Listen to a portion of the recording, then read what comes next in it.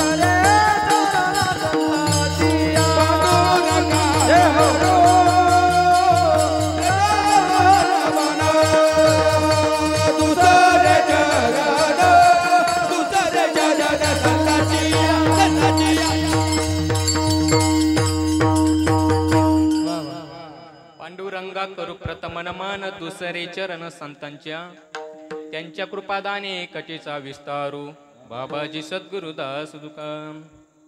वक्रतुंड महाकाय सूर्यकोटी समप्रभ, निर्विघ्नं कुर्वे देव सर्व कार्येषु सर्वदा। तपोज्ञान वैराग्य भक्ति स्वरूपं, सदाल कृत्यं साधु संन्यास योगम्, मुखे वेश वेदांत शास्त्र नित्यं, नमो नारंगिरी परब्रह्मं स्वरूपम्। ओम नमो ज्ञानेश्वरा, ओम नमो ज्ञानेश्वरा, करुणा करा दयाळा, तुमचा अनुग्रह लादलू पावन झालो चराचर। विठ्ठला विठ्ठला विठ्ठला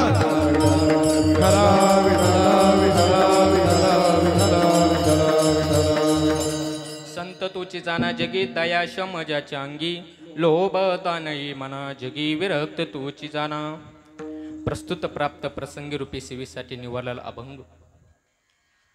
असं म्हटलं जातं की बहिणीचं कर्तव्य एवढंच नसतं की दिवाळीला करगुटी आणि रक्षाबंधनला लाकी, तर बहिणीचं कर्तव्य असतं ज्यावेळेस भाऊ संकटात असेल त्याची रक्षा करणं, त्याच्या पाठीशी उभा राहणं हे बहिणीचं कर्तव्य असतं।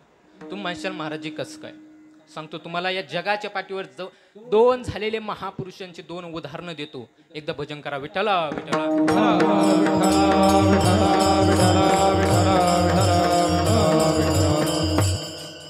एक ज्यांना वारकरी संप्रदायाचा डोळा म्हटलं जातं असे असणारे श्री संत ज्ञानेश्वर महाराज.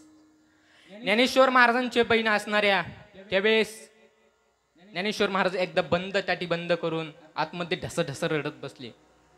त्यावेळेस छोट्याशा मुक्ताईने यावं आणि त्या ज्ञानदादांना समजूत घालावी.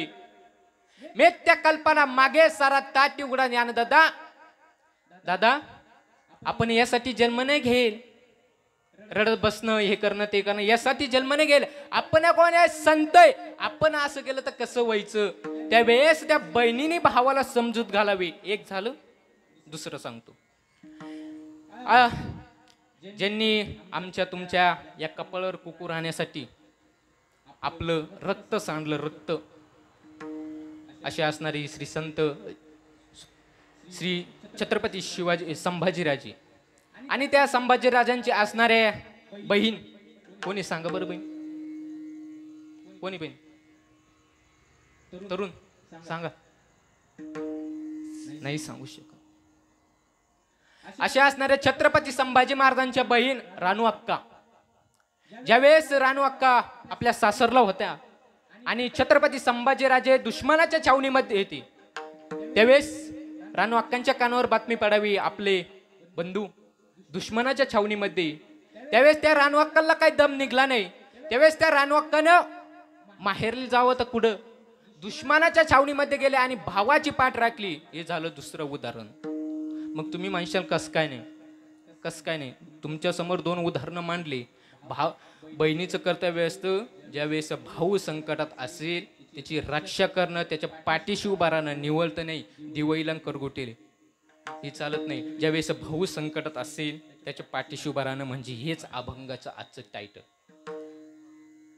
ज्यावेळेस आज मग बहिणी भावाचं वर्णन करणारा अभंग. ज्यावेळेस भाऊ संकटात होते त्यावेळेस ज्या मुक्ताईनं आमच्या समोर त्या ज्ञानेश्वर महाराजांची ज्ञानेश्वरी आणावी. त्यावेळेस ज्ञानेश्वर महाराजांना समजूत घालावी की ज्ञानदादा बंद त्याती बंद करणं असं जमणार नाही. ज्या ज्ञानेश्वर महाराजांनी बहिणीचं ऐकावं, भावंडाचं ऐकावं. आज तुम्ही आम्ही जी ज्ञानेश्वरी वाचतो अमृत म्हणतोय तिला, आज ती ज्ञानेश्वरी मुक्ताई मातेमुळे आली. आज जो हरिपाठ लिहिलाय तो त्या मुक्ताई मातेमुळे लिहिला. आज जे पसदान घेतलं जातंय ते मुक्ताबाई माते. मग आजच त्या मुक्ताबाई महाराजांचा 4 चरणाचा अभंग या सेवेसाठी निवडला. विठ्ठला विठ्ठला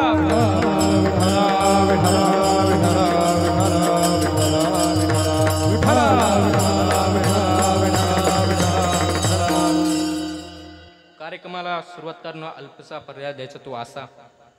चालू असलेला भव्य दिव्य सोहळा अखंड हरिनाम सप्ताह वर्ष 12वी रानशेंडा गणेश तरुण मित्र मंडळ. गणेश तरुण मित्र मंडळ कार्यक्रमाचे आयोजक मार्गदर्शक आमचे असणारे, आमच्यावर नित्यंत प्रेम करणारे गुरुवर्य आमचे पांडुरंगजी महाराज पठारे. त्यांचं मी आले त्यांनी म्हटले मला, बाबा तुमचा कार्यक्रम घेण्यामागं तरुणांचं योगदान होतं जास्त. माझ्यापर्यंत जास्त म्हणणं आलं की तरुणांचं म्हणणं होतं की महाराज घ्यावे. म्हणूनही आज मला ज्यांनी ही या ठिकाणी बोलवले असे असणारे आमचे पांडुरंग महाराज पठारे, आज ज्यांचं अन्नदान आहे असे असणारे तानाजी लक्ष्मण पठारे, श्री दत्तात्रय शिवाजी आरगडे आणि ज्यांचं संत पूजन आहे असे असणारे संजय गीताराम पाटील आरगडे. या सर्वांच्या वतीने ही सेवा माझ्याकडे आली व आजच्या कार्यक्रमासाठी उपस्थित असणारे आपल्या राहुरी तालुक्याचं वैभव मृदुंग सम्राट विष्णुकांतजी महाराज गांडुळे, आपण या ठिकाणी आलात, आपले कोटी कोटी धन्यवाद.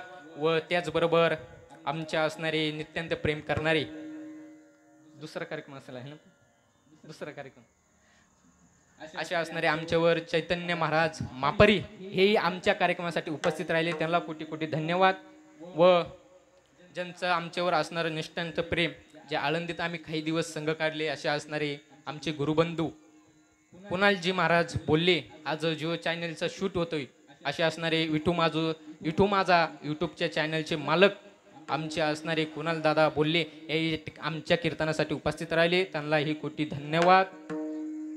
आणि या बाबाकडे पाहिलं तर काय हसूच आवरत नाही भाऊ, लय कलाकार माणूस. आमच्यावर नित्यंत प्रेम करणारे व भजनी मंडळाची मेन आमचे असणारे हरदे मामा, तात्या मामा हरदे हेही आमच्या कीर्तना रूपी सेवेसाठी उपस्थित राहिले, त्यांनाही धन्यवाद. संजूभाऊ हरदे हेही आमच्या कीर्तनासाठी उपस्थित राहिले, त्यांनाही कोटी कोटी धन्यवाद. आणि सर्व संस्था या ठिकाणी उपस्थित राहिली.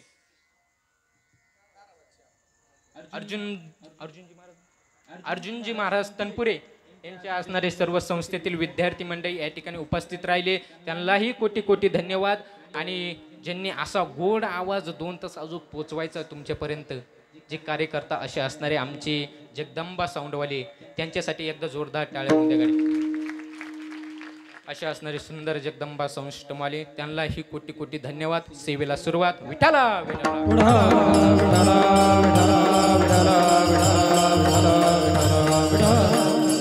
संत तोची जाना जगे, संत तोची जाना जगे, दया शम ज्याच्या अंगी, लोभाता नाही मना, जगे विरक्त तोची जाना. मुक्ताबाई महाराज म्हणतात, संत कोणाला म्हणावं? तुम्हा आम्हा संत म्हणून जमन का? जमन होय पटवा जमन. संत कोणाला म्हणावं? ज्यांच्या अंगामध्ये दया, क्षमा, शांती, त्यांना अहंकार नाही, त्यांना संत म्हणावं. त्याची संत, त्याची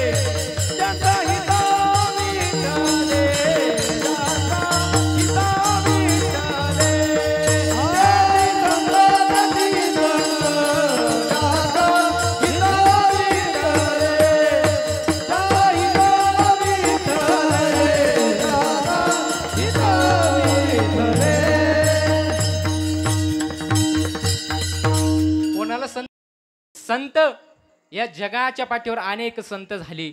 आज मी अभंगासाठी निवडले ते म्हणजे नाथराय. काय होतं हो नाथरायांचा महिमा? सांग बरं काय महिमा होता? अहो रामेश्वरला जात असताना नाथराय आपली कावड खांद्यावर होती आणि साथीला एक जण होता. त्यावेळेस नाथराय रामेश्वरला जात होते. त्यावेळेस कडक उन्हाळ्याचे दिवस होते. त्यावेळेस नाथरायने एका गाढवाला पाण्यासाठी तळमळताना बघितलं आणि नाथरायांच्या दया उत्पन्न झाली. आणि दया उत्पन्न झाल्यानंतर नाथरायांनी त्या गाढवाला पाणी पाजावं आणि नाथरायांनी म्हणावं, रामेश्वर काय गाढव काय एकच ना, सर्वागटी राम देहा दे एक सूर्यप्रकाश सहस्रचित्ती. त्यावेळेस त्या नाथरायांनी गाढवाला त्यांच्यामध्ये पाहो आणि त्याला पाणी पाजावं. त्यावेळेस नाथराय म्हणाले, रामेश्वरला जाणूस तर महाच रामेश्वर या ठिकाणी झाला, याला म्हणतात दया. दया झालं. अजून एकदा सांगतो, पंढरपुरामध्ये वाळवंट्यामध्ये भजन चालू होतं. एक लहानसा तरुण मुलगा त्या ठिकाणी रडत होता. आई बाबा हरवले होते. त्यावेळेस तो मुलगा रडत होता. दंग भजनामध्ये नाथराय दंग होते. त्यावेळेस त्या मुलाला नाथरायने पाहिलं, त्याचे पाय उन्हामध्ये भाजत होते. त्यावेळेस नाथरायने त्या मुलाला आपल्या कडावर घेतलं आणि त्याच्या घरी नेऊन सोडलं. दया. नाथरायने त्या मुलावर दया दाखवली. मग याला म्हणतात संत. विठाला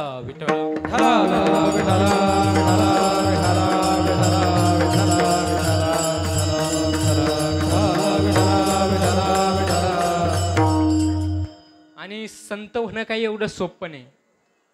कित्येक जणांचा त्रास सोसला असेल त्या नाथरायने, नामदेव महाराजांनी. नामदेव महाराजांनी कीर्तन करावं आणि गावातल्या ब्राह्मण मंडळींनी सांगो, नाम्या आज तो कीर्तन मंदिराच्या पाठीमागं करायचंय. त्यावेळेस नामदेवरायांनी त्यांचं ऐकावं आणि कीर्तनाच्या पाठीमागे मंदिराच्या पाठीमागे कीर्तन करावं. त्यावेळेस कीर्तन करायला गेले आणि साक्षात मंदिर फिरून त्यांच्याकडे आले. फिरविले देऊळ जगा माझी ख्याती, फिरविले देऊळ जगा माझी ख्याती, फिरविले देऊळ जगा माझी ख्याती, फिरविले देऊळ जगा माझी ख्याती. नामदेवा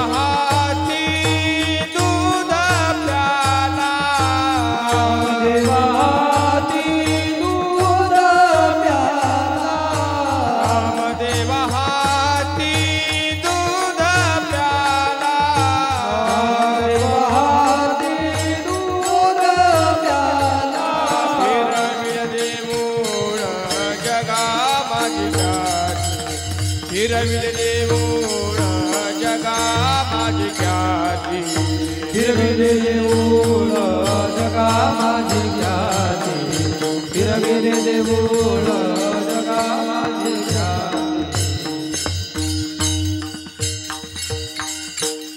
साक्षात मंदिर फिरून त्यांच्याकडे यावं आणि ब्राह्मण मंडळी म्हणावे, नाम्या तुला आम्ही कीर्तन मंदिराच्या पाठीमागे करायला लावली होती.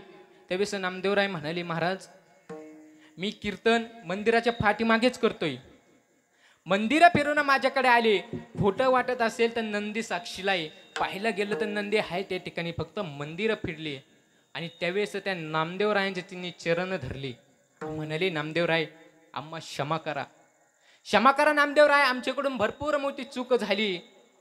त्यानंतर नामदेवरायांचा अधिकार वाढू लागला. आणि दिवाळी पाडव्याचा दिवस होता. आणि त्या दिवशी नामदेवरायांनी आईंनी उठवलं त्यांना आणि आई म्हणाल्या, नामा उठ, आज सणासुदीचा दिवस आहे, दिपाळी पाडवा आहे. त्यावेळेस नामदेवराय म्हणाले, आई माझं एक छोटंसं काम करशील का ग?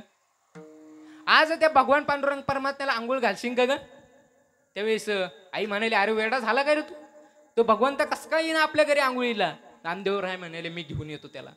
त्यावेळेस नामदेवराय सण दिवाळीचा आला, सण दिवाळीचा आला, सण दिवाळीचा आला, सण दिवाळीचा आला. रामोळाची गेला नमा, रामोळाची गेला, नमा रामोळाची गेला, सण दिवाळीचा आला, सण दिवाळीचा आला. नमा रामोळाची गेला, नमा रामोळाची गेला, नमा रामोळाची गेला, सण दिवाळीचा आला, सण दिवाळीचा आला.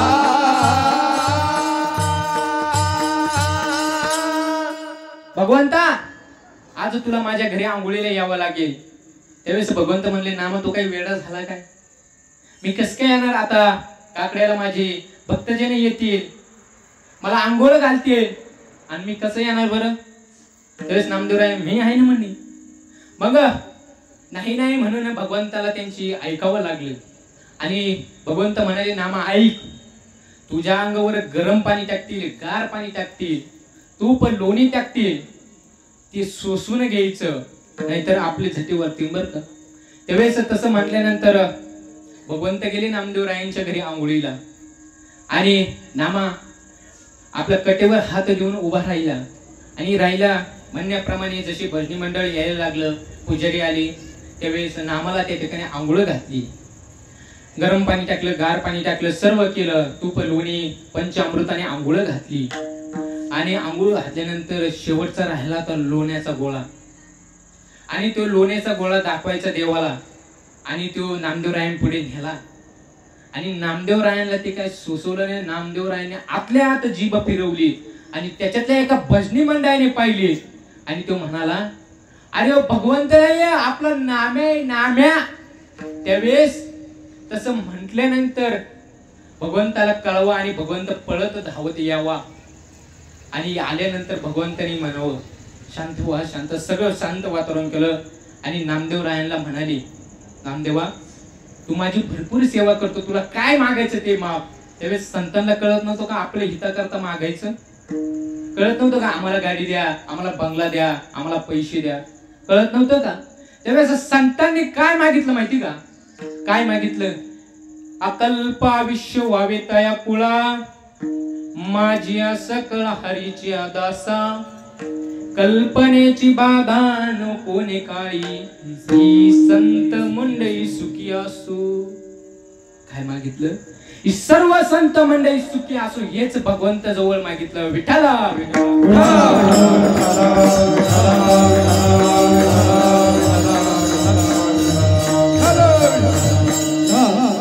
संत कोणा म्हणावं? कळलं ना संत कोणाला म्हणावं? जे आपल्या हिताकरता कधीच मागितलं नाही, त्यांनी समाजासाठी संतांसाठी जे मागितलं त्यांना संत म्हणावं. तेच महाराज अभंगाच्या प्रथम चरणात सांगतात.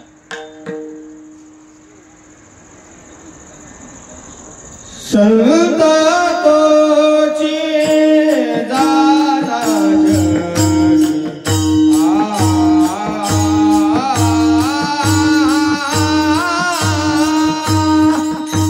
संत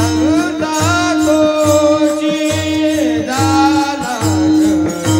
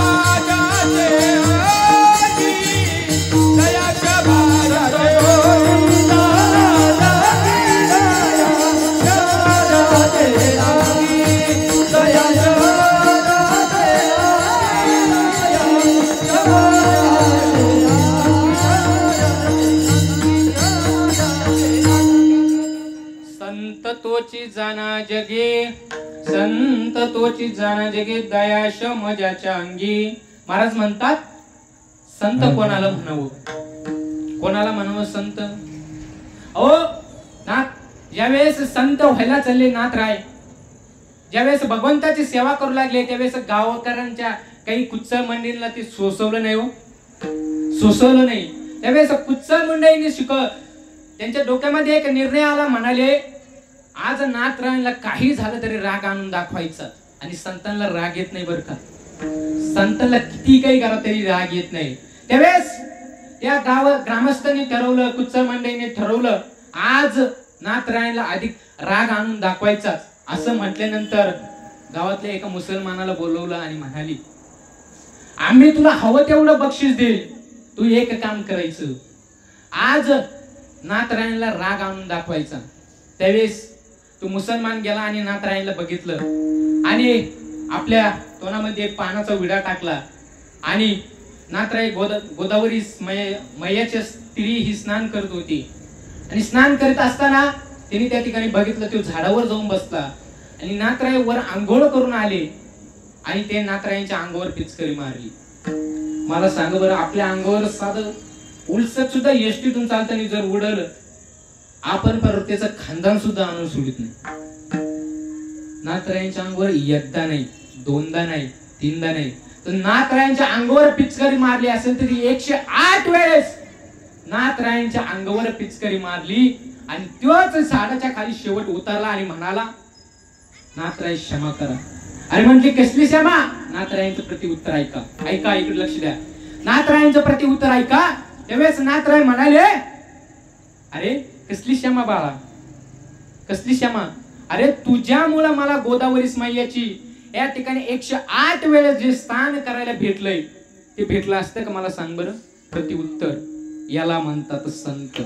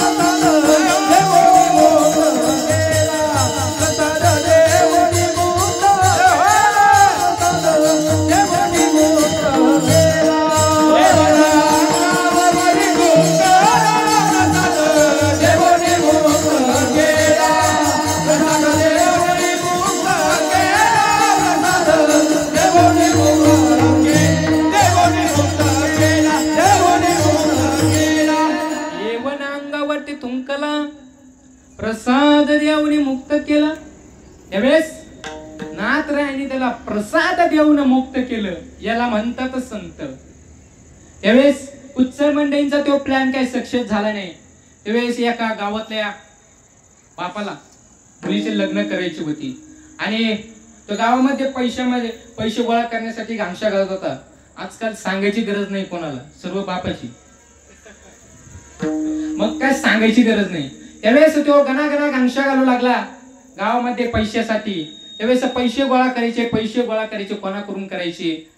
त्यावेळेस त्या कुच्चळ मंडळांपर्यंत येऊन पोहोचला आणि म्हणाला, मला माझ्या मुलीच्या लग्नासाठी काही पैसे लागत होते. त्यावेळेस तो आला आणि कुचल मंडळी म्हणाले आम्ही तुला पैसे देऊ, पण आमचं एक काम करायचं. जे नाथरायण आपल्या गावामध्ये एकनाथ महाराज त्यांच्या चेहऱ्यावर एकदा राग आणून दाखवायचा. असं म्हटल्यानंतर त्याला गावामध्ये कुठेच पैसे भेटले नव्हते. असं म्हटल्यानंतर तो म्हणाला मी 2 मिनिटात त्यांना राग आणून दाखवतो. दुसऱ्या दिवशी नाथराय सकाळी देवपूजा करत असताना नाथरायांच्या पळत धावत गेला. भूत सुद्धा काढलं नाही त्यांनी पायातलं. पळत धावत गेला आणि नाथरायांच्या मांडीवर जाऊन बसला. आणि बसल्यानंतर नाथरायांना राग यावं न, चप्पल काढली नाही, काही नाही, तसंच येऊन बसला. तरी सुद्धा नाथरायांना राग आला नाही. त्यावेळेस नाथरायाने आपल्या पत्नीला बघितलं का गिरजे, किती प्रेम आहे माझ्यावर, चप्पल काढायची सुद्धा विसरलाय. गिरजा ही त्यांची पत्नी. त्यावेळेस असं म्हटल्यानंतर ते कान उचलं थोडं आणि बाहेर निघालं. तुम्हाला आज ना उद्या आपला दिवस येईलच. आणि असं म्हटल्यानंतर दुसऱ्या दिवशी नाथरायांच्या घरी संत मंडळींचं जेवण होतं. आणि जेवण असताना त्या ठिकाणी नाथराय वाढत होते आणि त्यांची पत्नी ही गिरजा वाढत होती. त्यावेळेस तो व्यक्ती पळत धावत आला आणि नाथरायांच्या पत्नीच्या अंगावर उडी मारली. मला तर सांगतो गो, आपण तर जिवंत सुद्धा सोडलं नसतं, जिवंत. आणि त्यावेळेस त्यांनी नाथरायांच्या पत्नीच्या अंगावर उडी मारली आणि पाठवी बसला. तरी नाथरायांना राग आला होता किती यावा, काहीच नाही. त्यावेळेस नाथरायांनी प्रत्युत्तर, ऐका, लक्ष द्या, लक्ष द्या. नाथरायांनी काय प्रत्युत्तर दिलं माहिती का? गिरजे सावकाश वाढ, पडेल बर का. त्यावेळेस नाथरायांची पत्नी म्हणाली, अहो आपल्या मुलाला हरिपंडितला दररोज अशी वाढायची मला सवय, मी कस काय पडून दिलो. असं ऐकल्यानंतर तिने नाथरायांचे चरण धरले आणि नाथरायांना म्हणाला, महाराज क्षमा करा, माझ्याकडून फार मोठी चूक घडली. असं म्हटल्यानंतर मग संत कोणाला म्हणायचं सांगा, कोणाला संत म्हणायचं, कोणाला म्हणायचं? एकदा भजन करा, विठ्ठला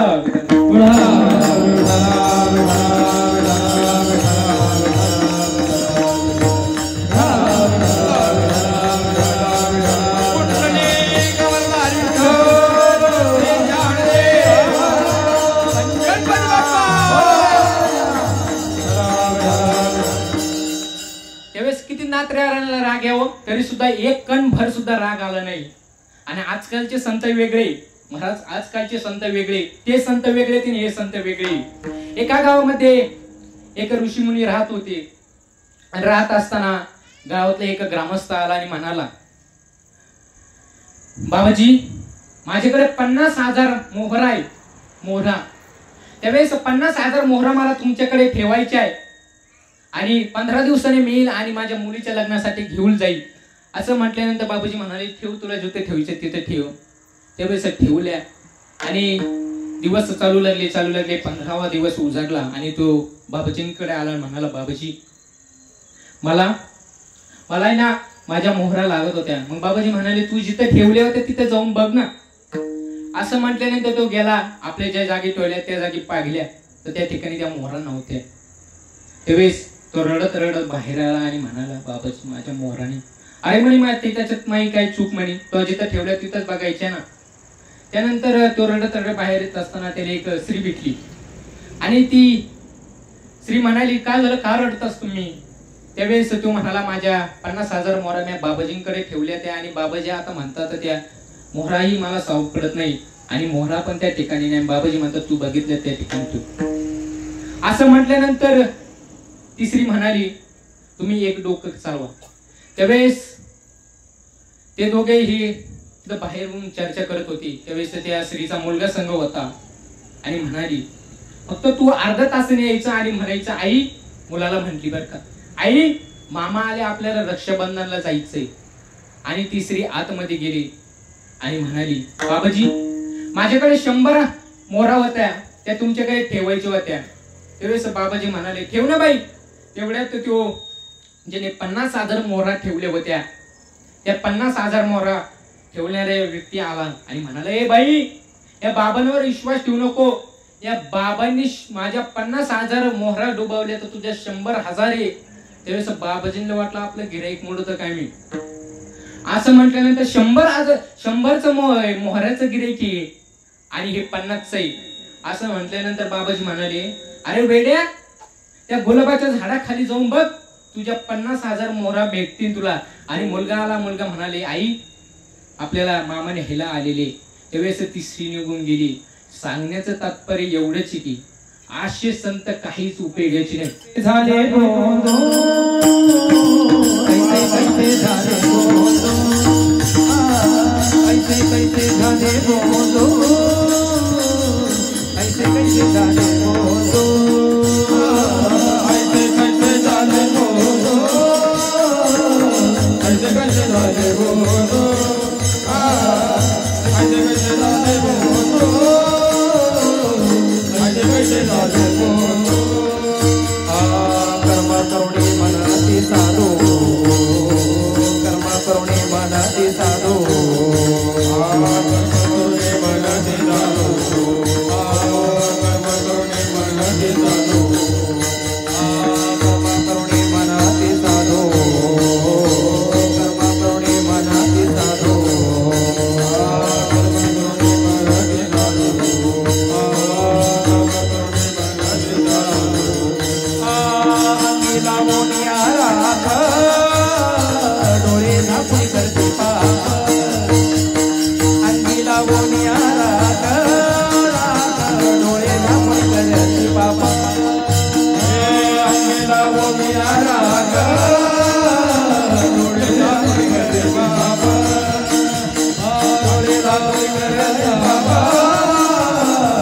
डोळे झाकून करते पाप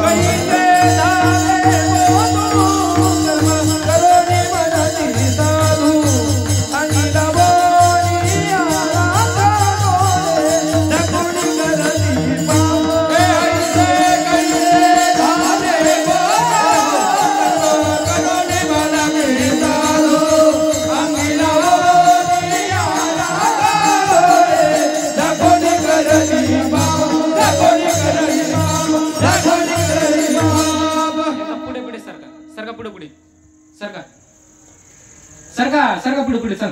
या सगळेजण पुढे सगळे या थोडं थोडं थोडं पुढे सरका म्हणजे पाठीमाग आलेली जागा पुढे या तुम्ही पहिला महिना सरका बरं पुढे थोडं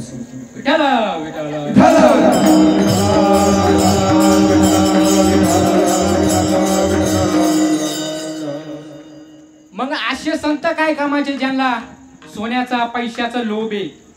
मग असे संत काय कामाचे. तर ज्ञानेश्वर महाराज म्हणतात, मुक्ताबाई महाराजांना म्हणतात, संत असावे तर कसे तेच महाराजा भंगच्या द्वितीय शरण सांगतात. लोभ अंताने मना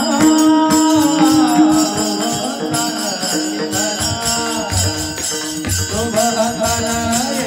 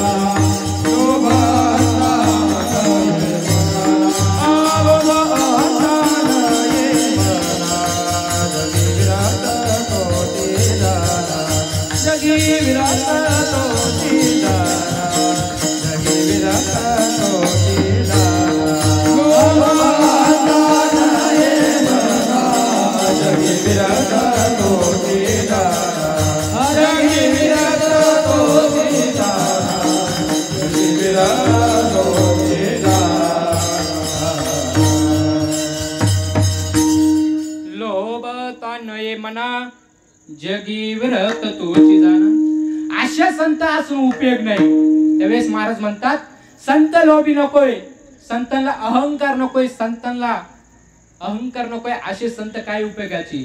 मग संत असावे तर कसे. एका गावामध्ये जळोजी आणि मळोजी नावाची दोन व्यक्तिमत्व राहत होती. आणि त्या गावच्या राजाला वाटले आज आपण महायज्ञ करावं. त्यावेळेस तो गावामध्ये गेला आणि महायज्ञ केला. तिने दान धर्माचा कार्यक्रम केला. काहींना ज्यांना दागिने लागत होते त्यांना दागिने दिले, ज्यांना पैसा लागत होता पैसा दिला. जी आवश्यकता होती ती आवश्यकता त्या राजाने भागवली. आणि त्याला जळोजी आणि मळोजी हे दोन दिसले नाही. त्यावेळेस त्याने आपल्या सेवकाला आज्ञा केली, सेवक मला जळोजी आणि मळोजी दिसत नाही हो. त्यावेळेस सेवकांनी विचारपूस केली तर ते गावामध्ये नव्हते, गाव सोडून गेलेली होती बाहेर. आणि जायला असताना राजांनी आज्ञा केली, आज ज्यांच्या वाटेला तेवढं सोनं येतंय पैसा येतो तेवढं त्याच्या घरामध्ये निघून ठेवा. आणि सेवकांनी आज्ञेचं पालन केलं आणि त्यांच्या घरामध्ये ते सोनं नाणं नेऊन ठेवलं. आणि दुसऱ्या दिवशी ते बाहेर गावीन आले जळोजी आणि मळोजी. आणि आल्यानंतर त्यांनी बघितलं तर घरामध्ये सर्व सोन्याचा पैशाचा ढीग लागलेला होता. त्यावेळेस त्यांनी काय प्रत्युत्तर दिलं, ही घाण कोणी आणून ठेवली. पैशाला दागिन्याला घाण म्हणतात बर घाण. त्यावेळेस जळोजी माळोजी म्हणला जा सुपली आणि घेऊन ये. त्यावेळेस त्यांनी ते सुपलीने भरलं आणि उकांडेमध्ये फेकून दिलं. याला म्हणतात संत. मग संत असावेत असे ज्यांना कधी सोन्याचा चांदीचा कधी लाभच घडून नाही आला असे संत. माणिक पाषाण खडे जैसे माणिक पाषाण खडे जैसे माणिक पाषाण खडे जैसे माणिक पाषाण सोने रुपया मृत्यु के समान सोने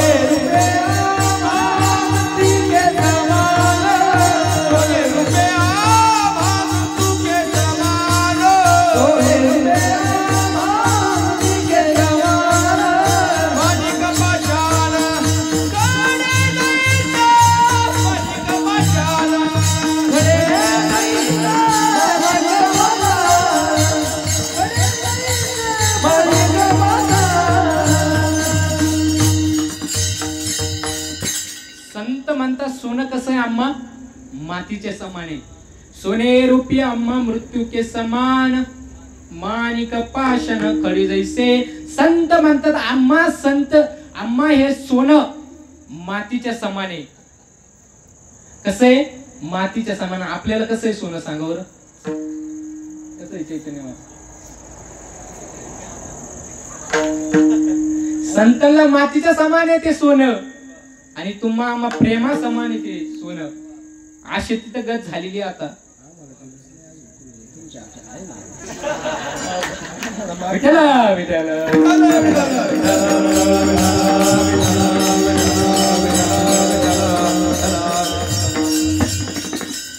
ते डुप्लिकेट आहे बाबा.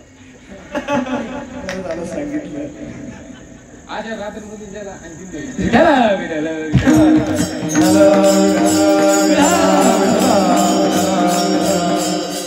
संतांना सण मातीच्या समाने.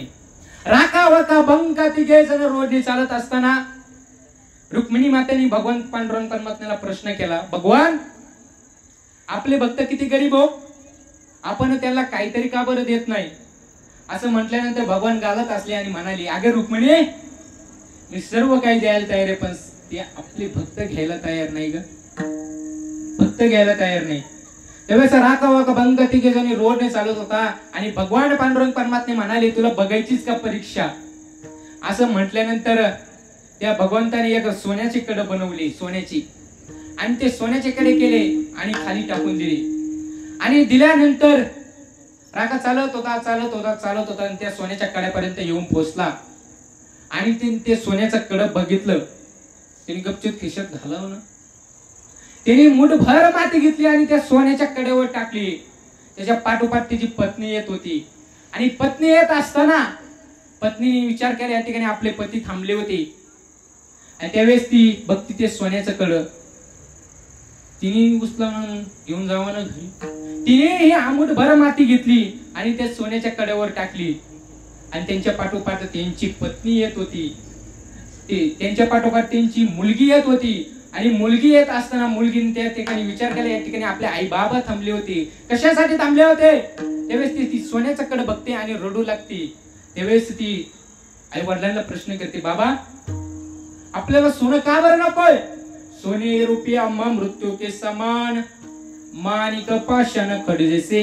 बाबांनी त्या मुलीला समजूत धरावे आणि मुलीला म्हणावं, तायडे सोनं हे आपल्याला मातीचं सामान आहे, हे सोन्याचं नाण्याचं काहीच करायचं नाही. विठा विठाला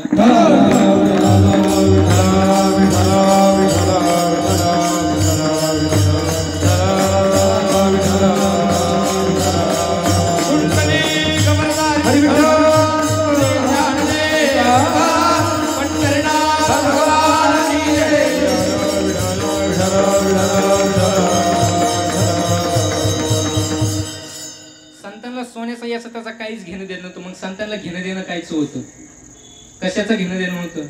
संतांना घेणं देणं फक्त भजन, भगवंताचं नामचिंतन रात्र दिवस कसं करायचं याच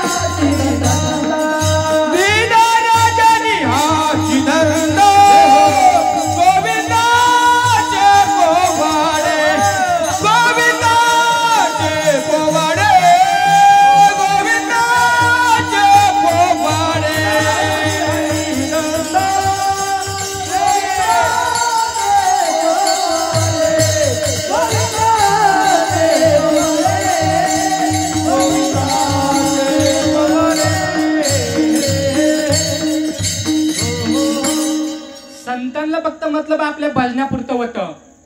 आपलं रात्रंदिवस भजन करायचं म्हणतात तुम्ही. अशाला कस काय काय ताकद होती त्या भजनामध्ये, ऐकायची ताकद. जगद्गुरु तुकोबारायांनी भंडारा डोंगरावर भजन करावं आणि जिजामाताने त्यांच्यासाठी शिदोरी घेऊन जावी आणि जावी. तिन्ही डोंगरांकडे 3 रस्ते जातात. आज आपले मालक कोणत्या डोंगरावर गेले, कुठे भजन करायला गेले, तर जिजाऊ मातेला प्रश्न पडायचा. त्यावेळेस जगद्गुरु तुकोबारायांनी सांगितलं, जिजामाता तुम्हाला येणारा एवढा त्रास होत असेल तर दररोज काय करायचं. तिन्हीकडे 3 रोड जातात, 3 रस्त्याची माती घ्यायची आणि आपल्या कानाला लावायची. ज्या मातीतून विठ्ठल विठ्ठल आवाज येईल,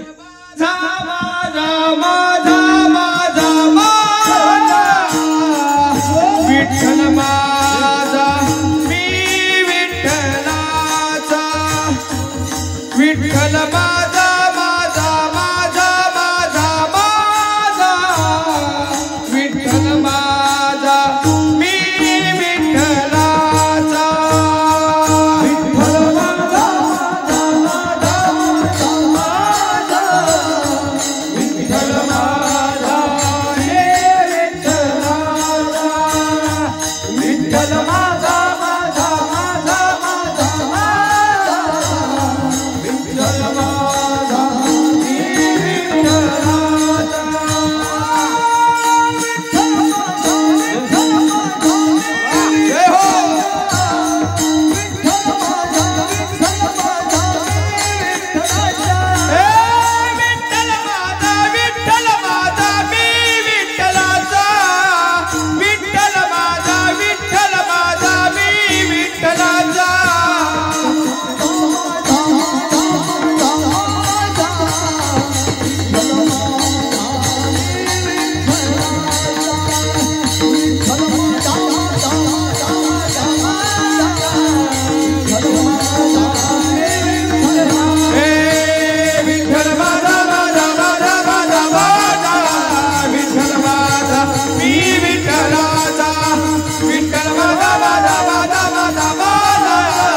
विठ्ठल माझा मी विठ्ठला मी विठ्ठलाचा मी विठ्ठला. ज्या मातीमधून विठ्ठल विठ्ठल नाम येत समजून घ्यायचे आज तुकोबर आहे त्या वाट्याला गेलेली. एवढी ताकद होती मातीतून विठ्ठल विठ्ठल आवाज निघावा एवढी त्या भजनामध्ये ताकद आहे.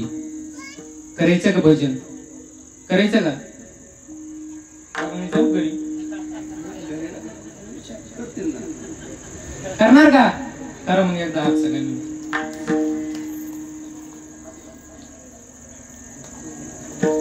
इंद्रायणिका जल भी बोले श्री मुक्ताई माऊली. जल भी बोले इंद्रायणिका जल भी बोले मुक्ताई माऊली. इंद्रायणिका जल भी बोले श्री मुक्ताई माऊली. दादा बोले श्री मुक्ताई माऊली.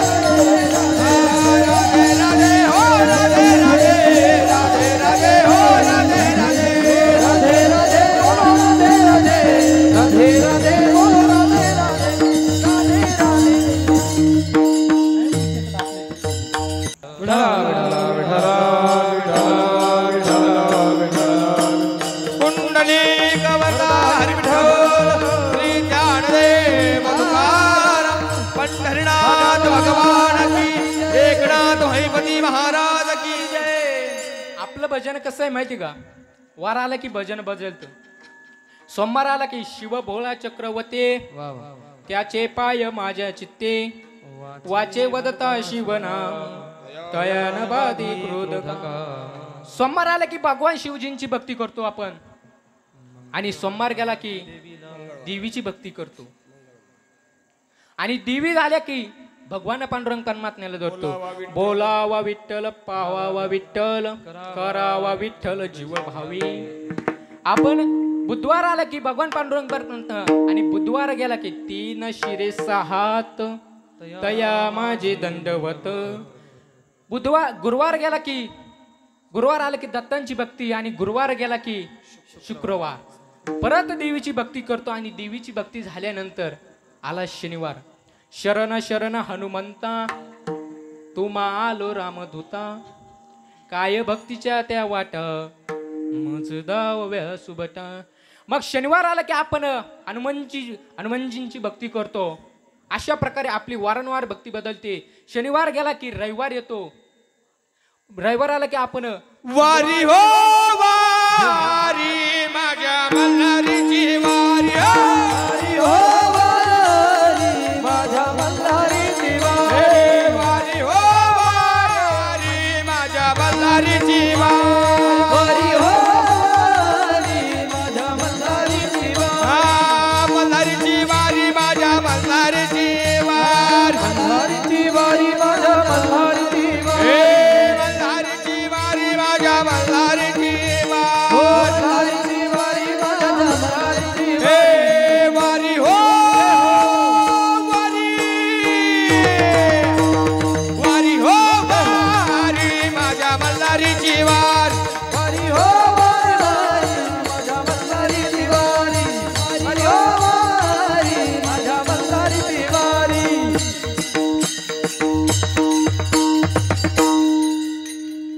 रविवार आला की आपण खंडोबारायांची भक्ती करतो. अशी आपली वारंवार भक्ती बदलते. आपण त्याचं भजन एक चिंतन करू शकत नाही. अहो भगवंताने आपला देह कशासाठी दिला? देवे दिला देह भजना देवे दिला देह भजना देवे दिला देह भजना देवे दिला देह भजना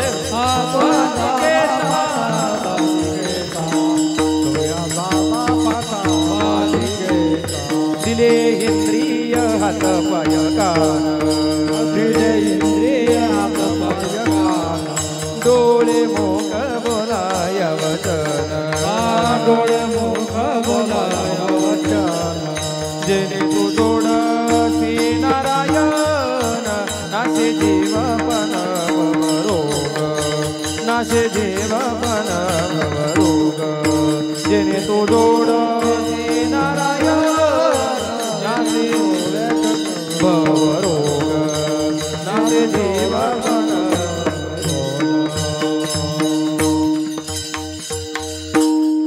भगवंताने देह आपल्याला बजण्यासाठी दिला. आपण त्याचा दुर्योग भगवंताने आपल्याला देह दिलाय. तुम्हाला एक उदाहरण पटवून देतो. एका गावामध्ये एक राजा राहत होता आणि तो गावामध्ये पंचकृषीत आपला फेरफटका मारत होता. फेरफटका मारत असताना तो गेला आणि नदीच्या काठावर एक उघडा भिकारी बघितला बरं का त्याने. आणि उघडा भिकारी बघितला त्यावेळेस त्याला कीव आली त्या राजाला. आणि राजा म्हणाला आपल्या सेवकाला आज्ञा केली, सेवक आपल्याला जी शालजोडी भेटली ना ती शालजोडी त्या भिकाऱ्याला द्या. त्यावेळेस सेवक त्या भिकाऱ्याकडे गेले आणि त्याला ती शालजोडी दिली. आणि त्या भिकाऱ्याने शालजोडीचं काय करावं माहिती का? घेतली तशी पायाखाली घातली. मला सांगा, सांगण्याचं तात्पर्य एवढंच आहे की एवढंच आहे, भगवंताने आपल्याला देह दिलाय.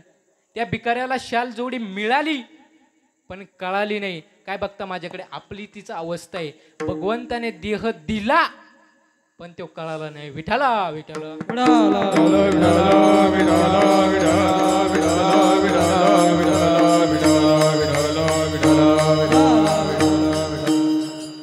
संत म्हणतात आम्ही इथंच सुखी आहे. इथंच सुखी बरे ज्यांच्या मुखामध्ये भगवंताचं नामचिंतन रात्रंदिवस आहे, यांच्या अंगामध्ये योग सामर्थ्य आहे. काय योग सामर्थ्य आहे? आकाशवाणी भिंत चालावी, रेड्याच्या मुखामधून वेद बोलावा, अहो पाठीवर मांडे भाजावी. एक दिवस निवृत्ती दादांना मांडे खाऊशी वाटले आणि निवृत्ती दादा मुक्ताई मातेला म्हणाले, मुक्ताई माता मला आज मांडे खाऊशी वाटते हो. त्यावेळेस त्या मुक्ताईनं निवृत्ती दादांच्या आज्ञेचं पालन करावं आणि निवृत्ती दादा म्हणाले, मी तुला जेवढं सामान लागेल तेवढं आणून देतो. निवृत्ती दादांनी ते सामान सर्व आणून दिलं आणि आणून दिल्यानंतर त्यासाठी खापर, मांडे भाजण्यासाठी खापर लागतं. त्यावेळेस खापर त्यांच्याकडे नव्हतं आणि मुक्ताईला वाटलं आपण जाऊन घ्यावं आणि मुक्ता माता निघाले कुंभारवाड्यामध्ये खापर आणण्यासाठी. आणि खापर आणायला मुक्ता माता निघाल्या आणि मध्येच रस्त्यामध्ये त्यांना विसोबाराय भेटले. आणि विसोबाराय भेटल्यानंतर त्या ठिकाणी विसोबारायांनी विचारलं, का ग मुक्ता कुठे चालली आज?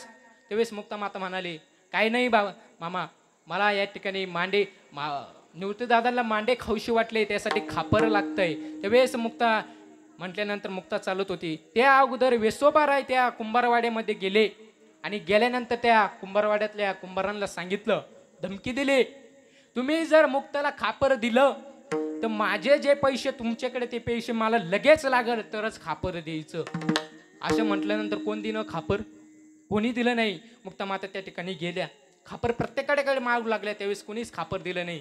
त्या कुंभारांनी सांगितलं, असं असं घडलं, विसोबाराय या ठिकाणी आलते, आमच्याकडे पैसे नाही द्यायला, आम्ही तुला खापर देऊ शकत नाही.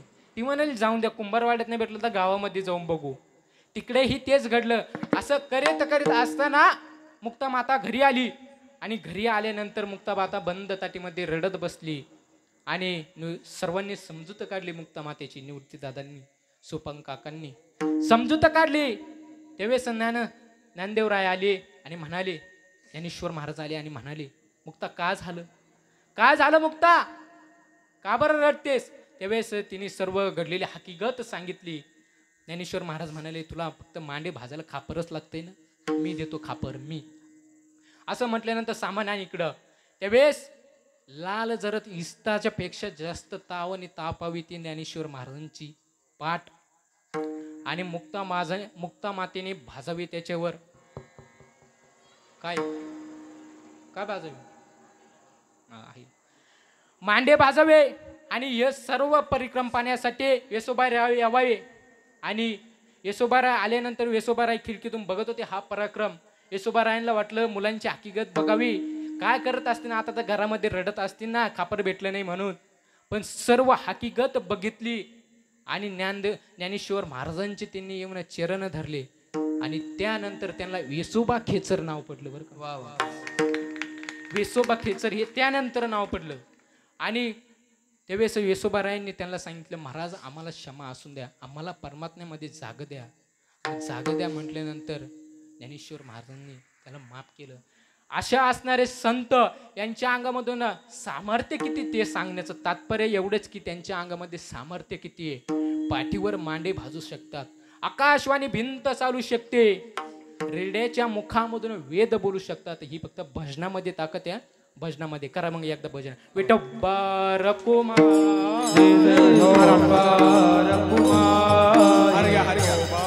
हर हर